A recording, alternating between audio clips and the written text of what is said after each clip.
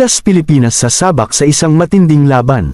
Nakakuha ang Gilas Pilipinas ng isang mabigat na hamon, kung saan ay sasabak sila sa isang Four-Nation Invitational Cup sa Doha, Qatar, bilang bahagi ng kanilang paghahanda para sa ikatlo at huling window ng 2025 FIBA Asia Cup Qualifiers sa Pebrero.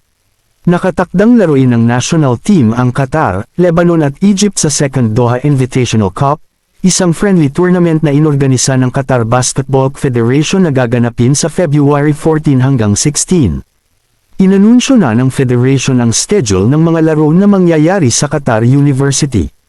Makakaharap muna ng Gilas ang host nation na Qatar sa pagbubukas ng torneo sa February 14, kinabukasan naman ay sasagupain nila ang Lebanon na pinangungunahan ni Lebanese star player Wael Arakji, habang tatapusin nila ang kanilang schedule, laban sa world number 38 na Egypt sa February 16. Nakatakdang umalis ang Gilas Pilipinas sa February 13, kung saan inaasahang dadalhin ni head coach Tim Cohn ang kanyang 13-man pool, para sa build-up kasama ang nagbabalik Gilas na si Troy Rosario, upang magbigay ng laki at lalim sa frontline, matapos magka-injury ang mga young guns na sina Kai Soto at Kevin Kiambao.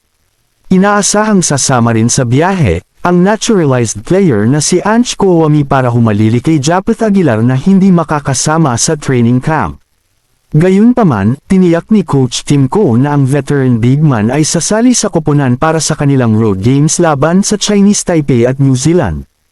Ang mga mainstay na sina Justin Brownlee, Scottie Thompson, Junmar Fajardo, CJ Perez, Dwight Ramos, Carl Tamayo, Chris Newsome, Calvin Oftana, Nissan Amos, at nagbabalik na sina AJ Edo at Jamie Malonzo ay inaasahang makakasama sa training camp.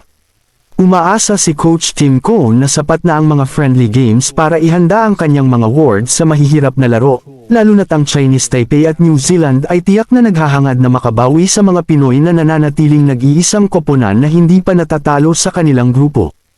Ano sa tingin nyo mga ka-Ball is Life, sapat na ba ang friendly games para sa build-up ng pambansang koponan? Makukuha ba agad ng Gilas ang chemistry? At kaya na ba nilang magkampiyon sa second Doha International Cup? Yan ang mga tanong na masasagot sa darating na mga laban, kaya suportahan natin ang ating pambansang koponan, na Gilas Pilipinas.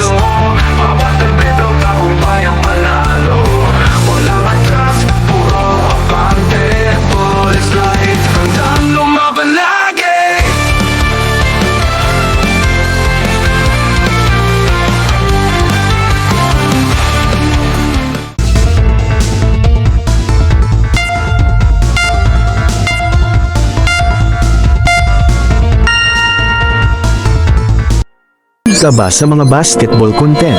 Baka pwedeng pahit ng subscribe button para updated ka sa tuwing may bago tayong upload. Salamat hanggang sa muli.